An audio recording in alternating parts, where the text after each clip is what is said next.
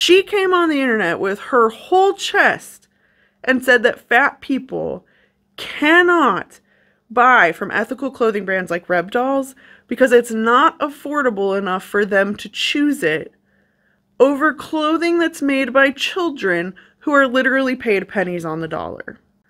Please save me from this argument and your white knightism for poor fat people. That's what I'm saying. I genuinely want to know. You type your answers in that comment section right now. Hey everyone, welcome back to the channel. I am so excited to have you all here again with me this week for another great video. But before I get into that, I just wanted to say a quick thank you for all of your kind words last week. It started out by your girl being a serial procrastinator. That is a very serious issue in my life, is that I procrastinate everything. How many of you procrastinate? Yes, I see you, and so I know you understand. Sometimes being a serial procrastinator means that you've procrastinated so long that something serious pops up, and when those two things collide, it means you do not have time to get the thing done that you procrastinated, and that's exactly what happened to last week's video. But I just wanted to say a quick thank you for all of your kind words. Our cat, she is doing just fine.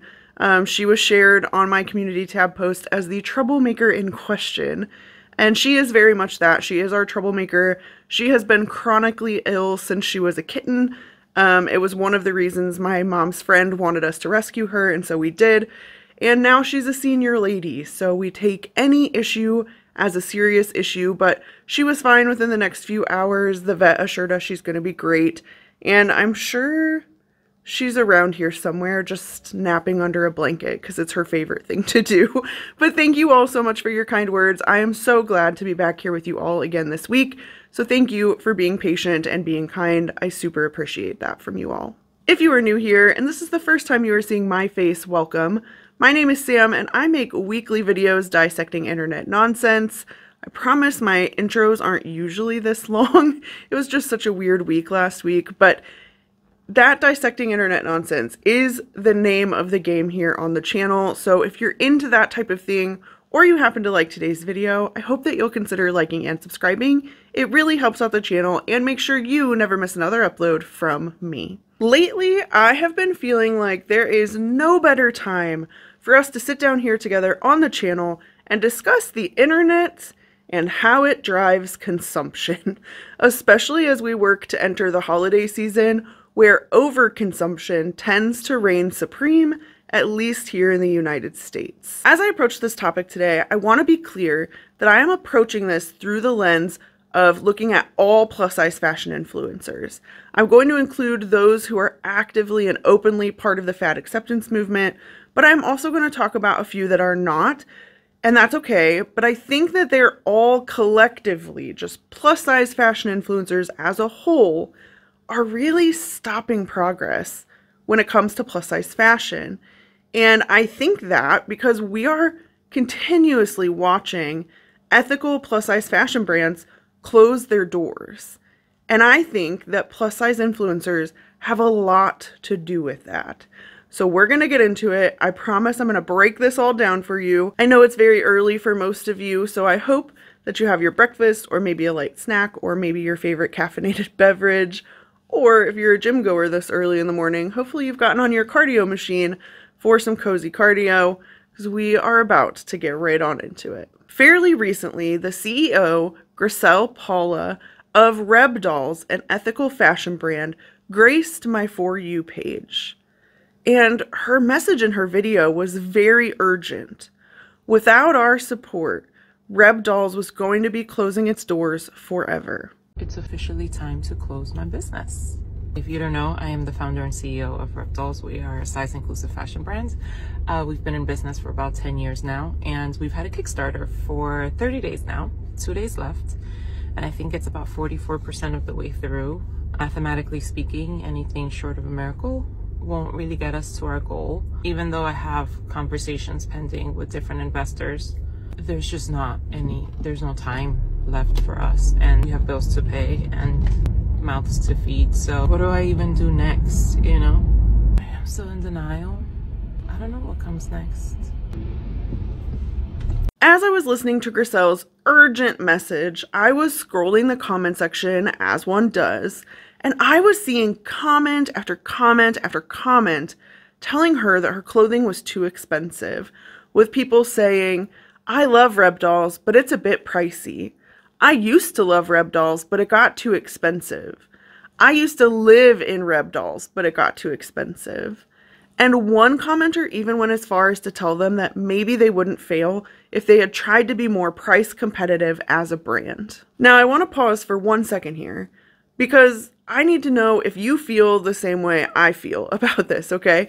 I had heard of rebdolls. I've never shopped rebdolls before, but reading those comments, just comment after comment after comment, saying how expensive their clothing was, realizing that it's an ethical plus-size fashion brand, and knowing that they're constantly complaining about Torrid, where a t-shirt can be priced as high as $70, and dresses are usually about $169. Where do you think rebdolls' pricing is? How high do you think their pieces sell for? I genuinely want to know. You type your answers in that comment section right now. I went into this with the knowledge I just shared with you, right? As a plus-size person, I know how expensive Torrid is, and Torrid is fast fashion. I went into this thinking that those pieces were going to be $100 plus per piece. Imagine my surprise when I click into the rebdolls website and every single piece, these very beautiful, well-made dresses, were selling for $60. Literally $59.99. Did you expect that based off of the comments we just read and the things that I just shared with you? Because I really, really did not. I'm being 100% transparent here. I went into this thinking, wow, they've really priced themselves out of the market, right? If hundreds of people are commenting this on her video, they must be overly expensive. So here I am on their website, just absolutely dumbfounded, because that couldn't be further from the truth. So I went back to Grisel's video, because this is also the first time I'm seeing her face, because I wanted to see if somewhere within these comments, someone was going to give a more thorough explanation of why they thought rebdolls was too expensive. And on my double take, I found an additional comment that read, "Unfortunately, your pricing is so high that it doesn't compete with Shein." And apparently Grisel maybe also saw this comment because she made an additional video that was a direct response to this kind of sentiment. I'm going to try to choose my words carefully because I didn't realize how desensitized people are to how much clothing should cost, right? I have always worked directly with factories because I felt accessibility was at the core of the brand, and that was for it to be price accessible and also to be size accessible.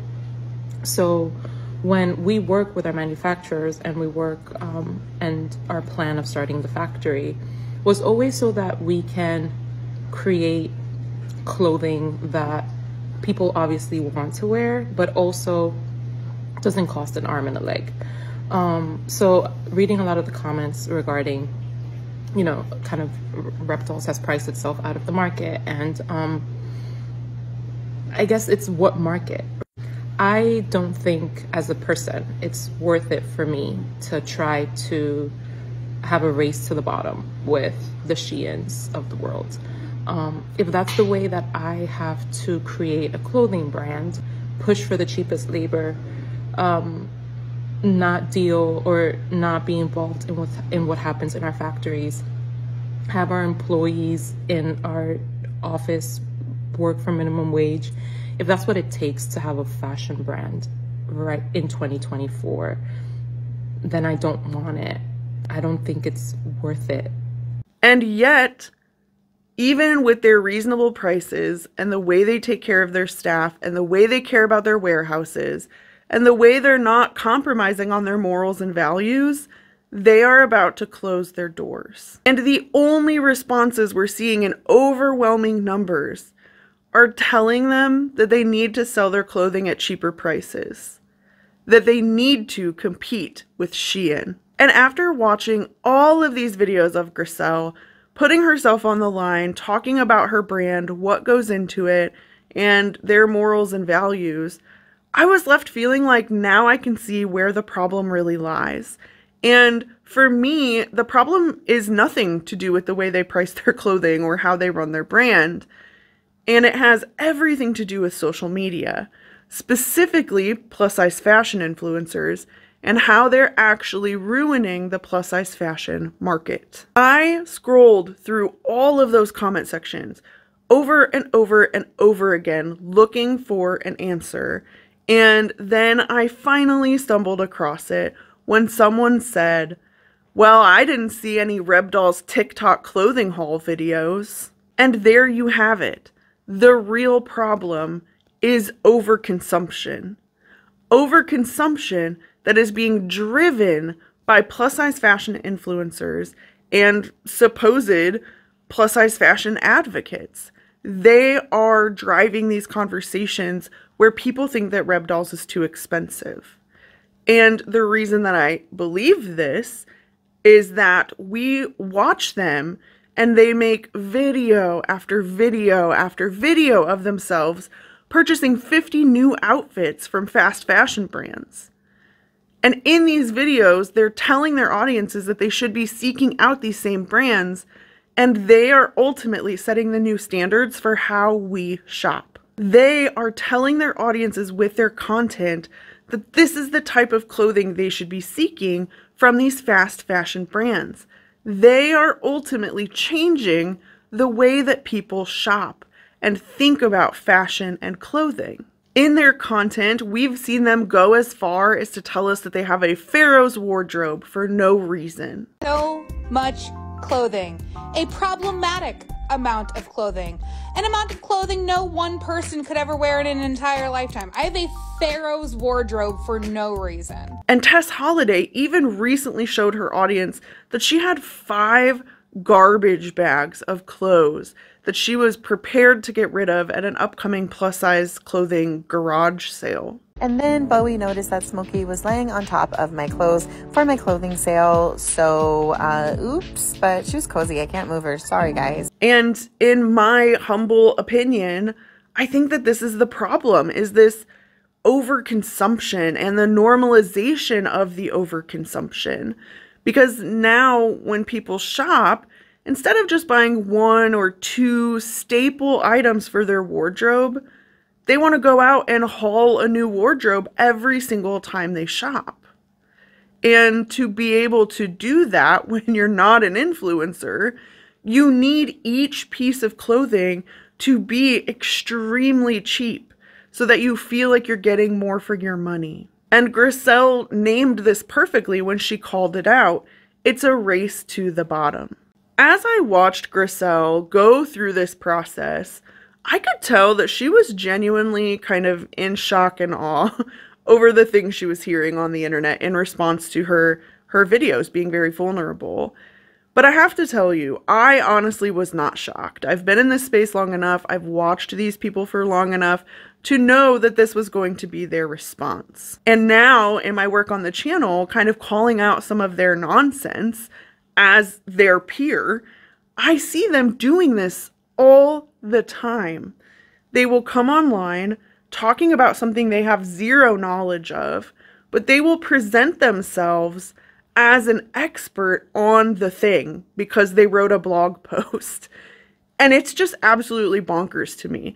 So this woman who actually has experience as a fashion brand designer was absolutely shocked to find people coming on as online experts that they've deemed themselves, saying, well, it shouldn't be more expensive to buy plus-size clothing because it doesn't take that much more fabric to make a plus-size shirt.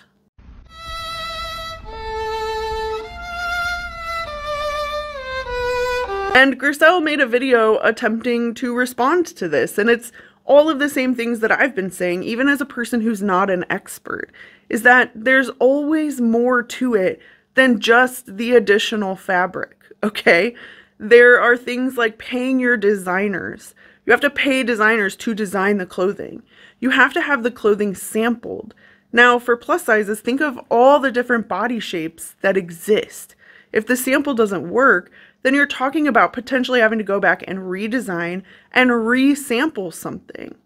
Not to mention the cost of constructing the garment, especially when you care about the warehouse that you're working with. You have to pay a marketing team, and you're gonna need a website designer, right? If most of your things are online. That's not even broaching getting into retail, which is the thing that most plus size fashion influencers who are in this space and advocating for plus sizes, that's what they're asking for, screaming about, but asking for. They want to be included in retail without fully understanding what that means for the business. There is just so much that goes into running a clothing brand that these influencers don't realize because they've never done it for themselves. All they really do is get online, turn on their camera, record themselves the same way I am now, demanding things that they don't understand and saying, well, it should be easy because there's not that much more fabric. Get it together. And the whole thing, as I said, is very wild to me. I do not understand coming online and pretending like you understand something that you've never been a part of and that you're not a professional at. I have a basic understanding, and I'm watching the CEO back up all of the things that I already thought. And I've not seen a one plus size influencer come out and say, wow, I really didn't think about the fact that there's more than just the fabric that goes into this. Because we know accountability is just never going to enter the chat, right? It's never going to happen. But in this whole discourse, perhaps the worst take I've seen yet, actually, I stumbled across in my mutuals video, The Cynical Dude. He did a very similar video just focused on her response here. It's absolutely bonkers, you guys. I'm going to link his video down below in case you want to watch it. But this creator, who goes by MMFR, who we've talked about here on the channel before, she's going to go ahead and defend those fast fashion brands. I already replied to this comment, but I just wanted to expand upon it. If you say stuff like this, but you cannot offer an equally affordable alternative that is just as size inclusive, because again, like Shein expanded their size range, I think like 2 years ago. So they do go up to like a 32 or 34 or something like that. Then you cannot say stuff like this. Because again, we only have a handful of options, especially a handful of options that go up past a 24, 26. So for you to come into the comment section and try to tell people like, oh no, this is bad, don't do this, don't do this. Unless you're going to offer a different option that will be equally affordable for people and equally size inclusive, just saying this, hey, don't do that, is not helpful to anyone. Because all you're doing is going, hey, you know those 5 options that you guys get? Don't do one of those. So let me make your options even less for you. We know that our options are terrible. We want more options, which is part of why we talk about like how there needs to be more inclusivity, so that we do have the option to be like, hey, I don't want to buy from this brand because I don't like their business practices. But until we have more options, we don't really have the ability to do that. Yes. You did really just see a plus size fashion creator come online and actively defend a brand like Shein, who is known to use exploitation and child labor to develop their materials. You did really just see that. I'm going to take a moment for the brain cells we just lost together. Because again, the argument was that the reason they have to do that is because it's cheaper. When we've just seen that an ethical clothing brand like rebdolls is actually not that expensive. I 100% understand that sometimes people do have to buy the cheapest option. There's just not enough in their budget at the end of the day to spend their money on clothing that's more expensive than just being a basic necessity. I realize that that is very real for a lot of people. What I am saying when I'm talking about all of this is that it's ridiculous to continue to hear this argument over and over again from plus-size fashion influencers who are living these semi-lavish lives, right? You have enough time to be on the internet every single day making multiple response videos to hater comments. Please save me from this argument and your white knightism for poor fat people. That's what I'm saying. This argument is absolutely ridiculous coming from these people while they're simultaneously bragging about getting free clothing because they make content online. So this is my favorite moto jacket. It's actually from Lane Bryant. They sent it to me for free because I make content online. And hauling truckloads of clothes. I literally cannot with this, and I will not. But I do still realize that there are people who may need to shop the cheapest option. Those are not the people that I'm talking to or about. Just want to make sure that that is abundantly clear. Whew, I got on a rant there, didn't I? Can you tell that my blood is absolutely boiling? And even though that is still true, we're going to pull back because we're getting to some of the meatier parts of Grisel's video series. And as a part of this, when she was sharing all the things that she actually chose to share some of the reasons why investors were not interested in supporting her brand monetarily. So is it that investors think that there's not enough plus size women? No, that's actually not what they think. They see the stats, they know the numbers, they know that the majority of women in the US are plus size. However, they have kind of put plus size women in these three different buckets, and this is kind of the same things that I'm hearing from the different people that I speak to. One is that plus size women are inherently of lower socioeconomic status. And the reason they come to this conclusion is, well, they're not keeping themselves healthy. They are not eating right. That must be because they are eating fast food. They're eating junk food. That means that they are not wealthier or middle class. We can unpack that separately. I'm just letting you know the conversations. Two, plus size women see being plus size as something that's very transient, meaning it is just an in-betweenie. They're working on losing weight, so they're not really going to invest in fashion. They're not going to invest in pieces for the weight that they're currently in. And lastly, they feel like there are enough brands already that are making bigger sizes. And by bigger sizes, we're talking about like size 20, 22. So the theory is, or their train of thought is, well, Anthropologie goes up to a size 22, or Old Navy does it. So it's like, why do we really need to invest money in a brand that kind of speaks to them directly? So they just don't think that the value ultimately in the future is there. So that's a lot of the apprehensions that I am hearing on my side.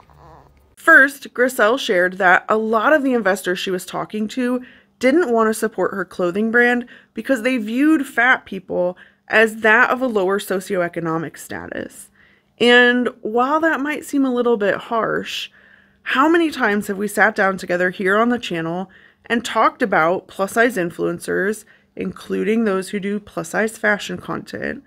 How many times have we seen them talk about socioeconomic status being the reason or one of the reasons that they are fat? They even use cost online publicly for everyone to see as the reason that they cannot eat healthy. Because the worst thing you could be is fat and broke. You're gonna stay fat. You're gonna stay fat. Why? Because the McChicken is $1 and some change, but that salad is $17.99. You know what I mean?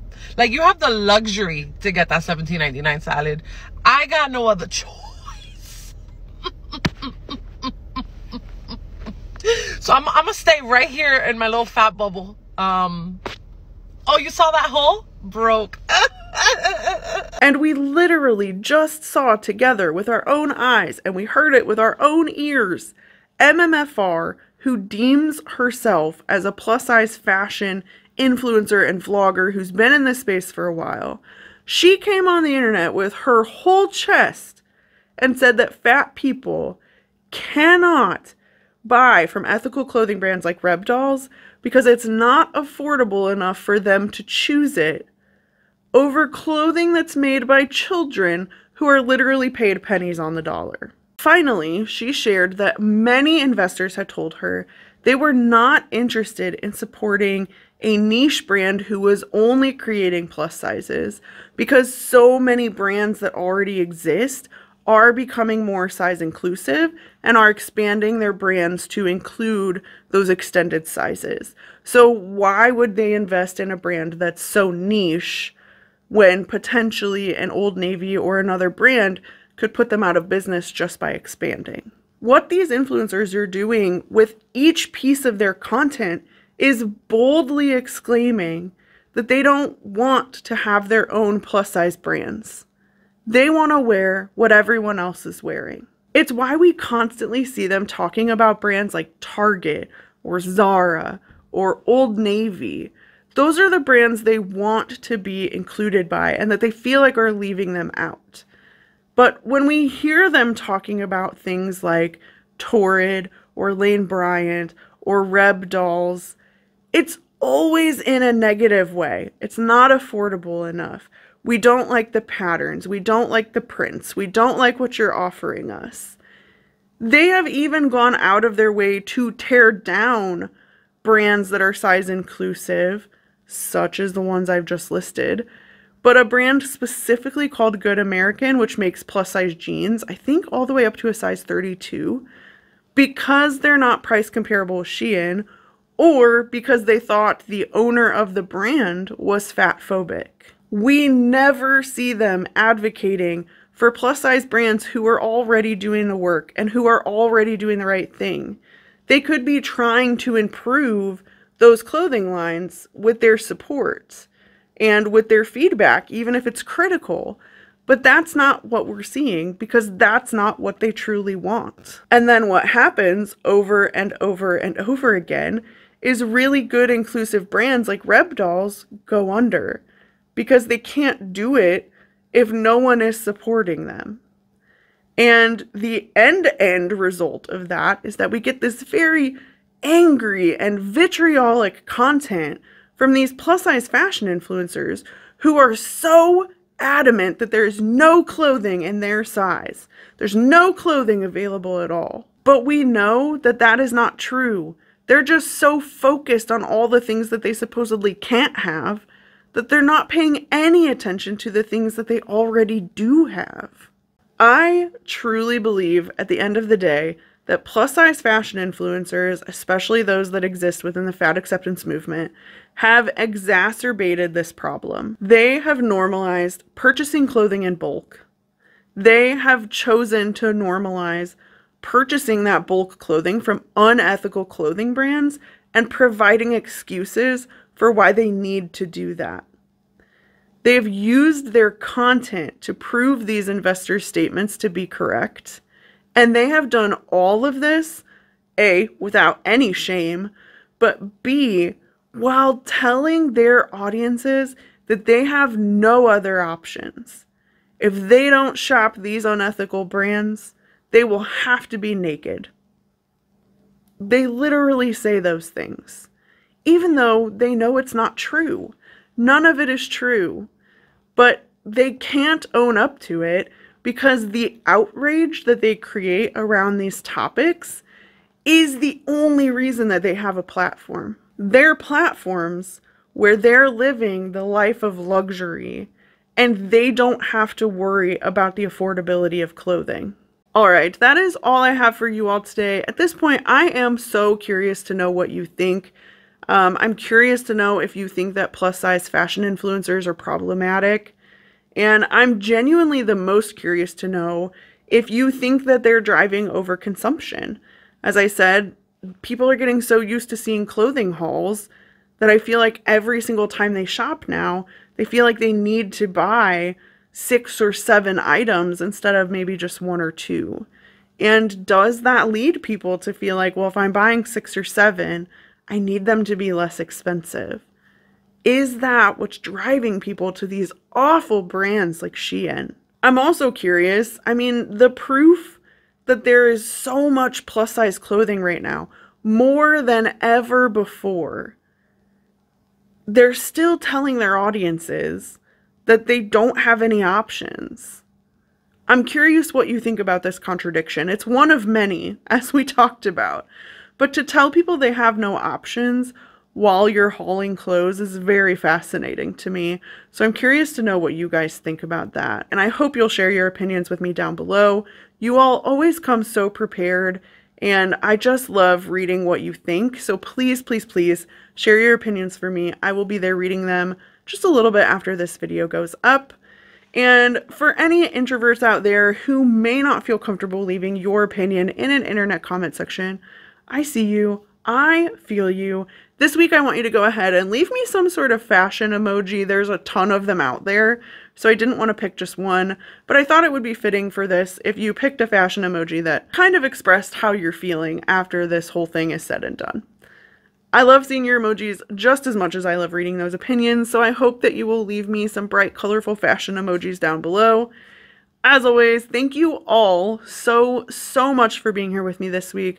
I will see you in the next one. Bye.